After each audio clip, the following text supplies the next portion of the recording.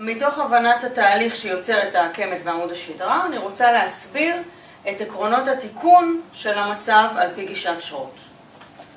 אז אם אנחנו אומרים שיש לנו איזושהי סטייה הצידה בעמוד השדרה ופיתול, נוצרים לנו מקומות סגורים בצד הכעור ופתוחים בצד הכמור.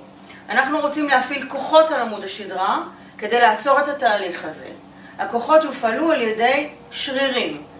אנחנו רוצים ליצור מצב של עצירה בצד הכמור, בצד הפתוח, שלא תמשיך הגלישה הצידה, עצירה, ובצד הסגור כוחות של משיכה ופתיחה, על מנת להביא את עמוד השדרה כמה שיותר למרכז.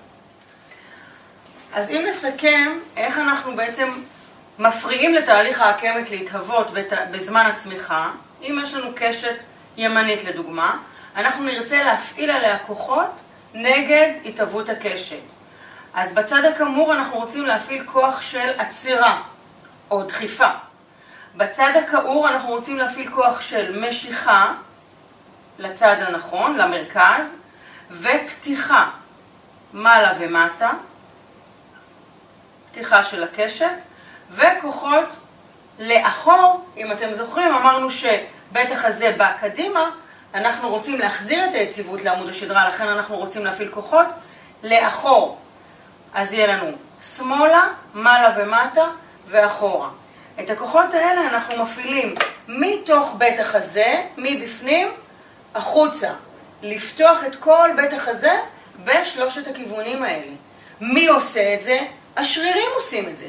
השרירים שבתוך התרגיל מכוונים לפעול ולהיות אקטיביים בדיוק במערך הכוחות האלה, בניגוד לשרירים שפועלים לתוך העקמת כשאנחנו עושים סתם תרגילים של כפיפות בטן, שחייה. השרירים עובדים מצוין, אבל בתוך התבנית של העקמת. ובשרוט אנחנו מתנגדים לתבנית של העקמת. עכשיו, אם הילד נמצא בתהליך של צמיחה והוא צומח 24 שעות ביממה, הוא לא יכול לעשות תרגיל שרוט 24 שעות ביממה. אנחנו נעזרים במכוך שהוא חגורה פסיבית מבחוץ, שעוזרת לנו ליצור את הכוחות האלה בדיוק, אבל בלי השרירים. שהילד יוכל להמשיך לתפקד, ללכת לבית ספר ולחוגים שלו, ושהכוחות האנטי-עקמתיים יופעלו 24 שעות ביממה. כך שהטיפול הוא משולב בתהליך הצמיחה, בתרגול של שרירים ספציפיים ובמכוך ספציפי.